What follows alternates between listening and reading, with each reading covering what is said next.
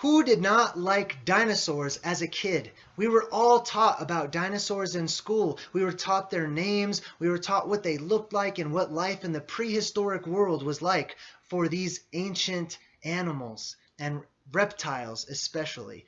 Now today, I've grown up a little bit and I've questioned the world around me, and I no longer see any reason to put my faith in the concept that's been pushed upon me of the dinosaur world that once existed. And I'll tell you why.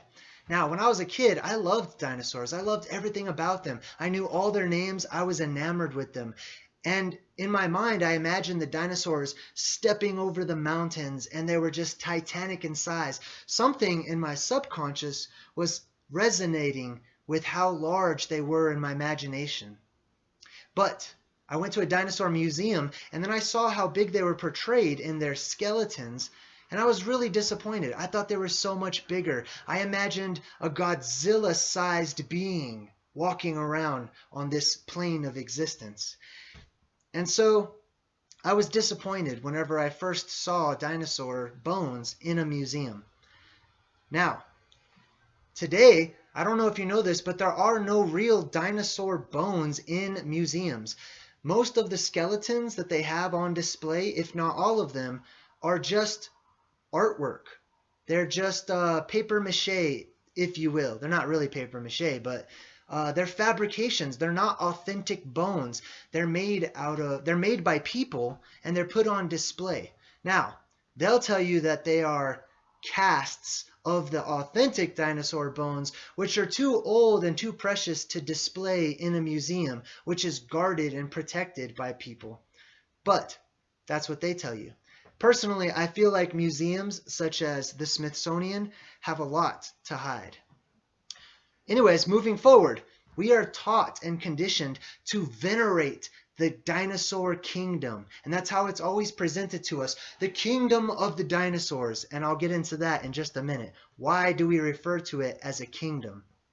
Now, dinosaurs, in the early 1900s, this idea blew up and dinosaurs all of a sudden started coming out of the woodworks. And people made a lot of money off of presenting the concept of these ancient giant lizards that walked around and that people were finding their bones and putting them on display. Man made a lot of cash off of this concept of dinosaurs. That's strike number one.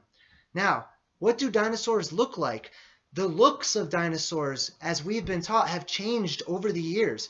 Now they're starting to add fur and feathers and all kinds of weird stuff to dinosaurs because the theory itself is falling apart. What do I mean by that? Well, can you imagine these gigantic dinosaurs having sex? A lot of us have looked into this. You can't really wrap your mind around how two stegosauruses, or stegosauri, can procreate. How can they actually physically come together to reproduce? Or how about the Tyrannosaurus with his tiny little arms? I mean, that's been a conundrum to us all for the longest of times, and we've always made excuse for the Tyrannosaurus and his tiny little helpless insignificant arms instead of just calling a spade and saying that doesn't look right, that doesn't belong, and it's probably lacking. There's not ample evidence to support that. So aside from money, looks, and procreation reasons, 3 strikes against the dinosaurs already. The huge thing about this theory and why I think it was pushed upon the people is twofold. One is every time we hear about the Dinosaur Kingdom, about the Jurassic world that once existed, right along with that comes the idea of how that world was torn down. That idea, that concept, that lie lives and goes hand in hand with the concept of outer space, because there's always this destroyer coming from space. There's this death from above, death from space, coming down and hurtling towards the earth in a giant ball of flames until it crashes into our realm. And somehow they always show you this picture of the spinning, tilting, wobbling, flying, orbiting ball Earth, which is doing none of those things in their animations. as this meteor or comet smashes into it and engulfs the entire ball in a perfect circle all the way around in flames, which just destroys everything. That does not add up. There's something wrong with that story. And whenever we hold that story to actual scrutiny, it starts to fall apart real quick. So that's one reason. They want us to have this idea of space as NASA portrays it. What is the other reason why I don't believe in dinosaurs? Well, I think it's propaganda. And it's propaganda as a joke, and it's propaganda to condition our minds into something that we may not realize. Now, a lot of people in the conspiracy world and in conspiracy circles have stumbled across the idea of reptilian beings, right? Lizard people. Now, some of you might laugh at that. Some of you might take it very seriously, but I put it on the bookshelf of my information and my knowledge. I put it in the Rolodex of my mind to reference. Now, I've made videos talking about how I believe that the reptilian race of people are not some aliens from some far distant planet or some solar system or Zeta Reticuli or whatever. But I speculate and wonder if the reptilians are actually the elves or the elven race. I think that the reptilians have turned into a lore and a sort of fantasy that stems from reality, that it stems from this Silica Age of a world that has been hidden from us and erased from our libraries, and that the mainstream media does not want to acknowledge, does not want to talk about, and they want to keep it a secret. So let's just say that there once was this Silica Age, this age where everything was not carbon-based as it is today, but based on something like silica. And you can see my other videos for more information on that. Now, if these reptilians turned out to be the ancient elves or remnants of a forgotten race of beings or a forgotten age where different life forms existed, and that they were comprised of something altogether different than we are comprised of today, I would expect that they would look different, act different, and have a totally different composition to what they look like and how they appear. Now, back in that age, in a time that has been erased from our libraries, I think that everything was much bigger, that there was titans and there were giants, and that there are remnants of these beings in the world that we live in today because of some sort of cataclysm. Instead of involving fire from the sky, maybe it involved water and a worldwide flooding of our realm. And maybe that had something to do with these beings turning to stone. Have you noticed how many times people reference beings turning to stone as opposed to turning into some other material, turning into feathers or turning into, plastic or whatever it may be? We're talking about different beings turning into stone. So to get back on point, dinosaur, right? The saurians. Dino means lizard, or yes, Dino means lizard. Saur means ruler. Now, I study words, word origins, and word meanings, and I'm a fan of them. So let me break down the word saur in dinosaur. Saur in the ancient Phoenician language was the same word as ruler. They're the ones who ruled over the world. That's why we talk about the kingdom of the dinosaurs. When the dinosaurs ruled the earth. Now, this is all going to start making sense, hopefully, and it's all going to start tying together as we put the puzzle pieces together. This was the kingdom of the lizard people. This was the kingdom of the dinosaurians. The Saurs were the princes. It literally means prince in modern Hebrew today, in ancient Phoenician, and other languages. The word Saur is where we get our word sir. When you pay respect to somebody, you call them sir. You acknowledge that they are above you. They are essentially your ruler or your elder today. Saur has been replaced by words like sir or words like Senior, when we talk about our seniors, that is a word of respect. It's a title that we give to them. Just like when we knight someone, I knight thee, I dub thee Sir Lancelot or Sir whatever it may be. You are calling them the ruler, just like the dinosaurs. All right? It's also where we get the word senor, like in Spanish, senor, you know?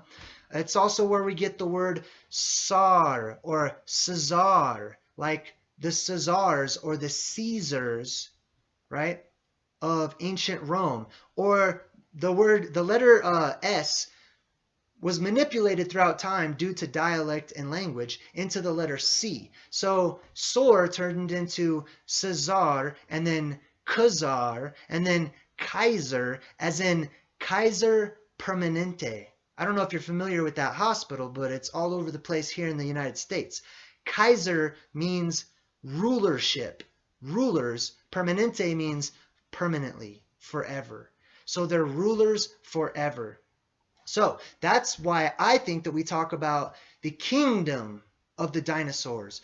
When the dinosaurs ruled the earth, this is referring to, in sort of a joke today, I think it's become a joke. I think it's become a reference to the time that has been ripped away from our memories, that has been stolen from us, the time of the Silica Empire, the Silica Age, whenever there were beings like elven people who ruled the world, and something happened to them.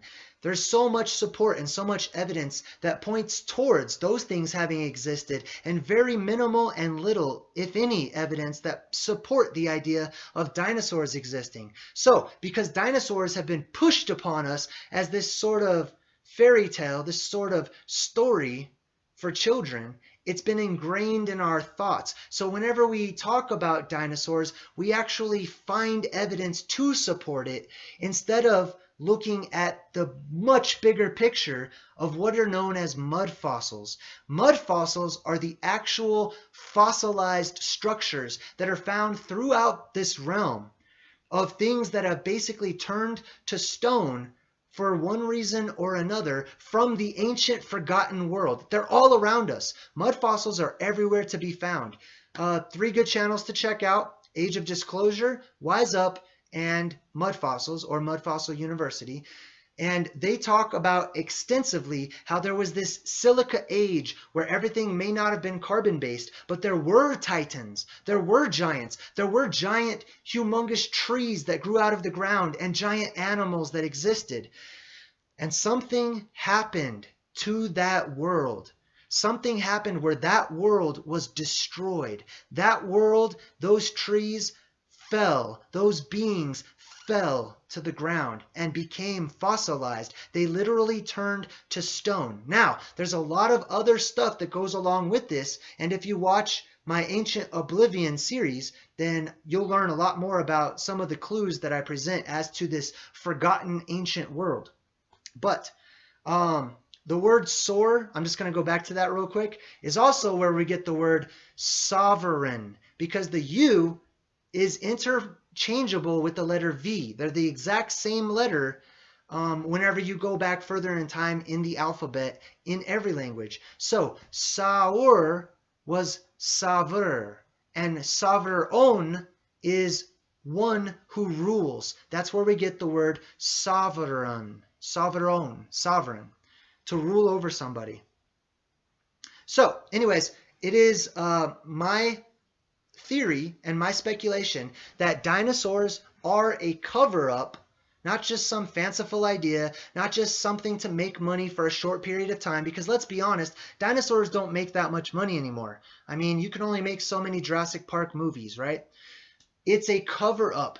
It's an idea. I hate to use the word psyop, but it kind of fits. It's something to block our subconscious mind, where we have this feeling that there was more to history than what's been presented to us. There's more to the stories of old, and that things have been burned in the ancient libraries. Knowledge has been destroyed and kept and preserved in secret vaults around the world. Now, I think that the dinosaur idea is simply covering up the much bigger picture so that people don't even recognize the actual fossils that they see all around them. Dinosaurs are literally a tale about fairies or elves. It is a fairy tale in the truest sense of the form. I think that it's presented to us to make us distracted from the truth that we see all around us. There are mud fossils all over the place. Ancient technology that has been fossilized and turned to rock. Ancient beings, titanic beings that lay across our realm all over the place that are turned to stone, which is where we get our legends about trolls and giants who have turned to stone in the sunlight or whatever it may be. These things are everywhere. They're everywhere. These things are everywhere to be found. If we only stop looking at the distraction and we look at the world around us with brand new eyes. So, let me know what you think in the comments, and thanks for watching.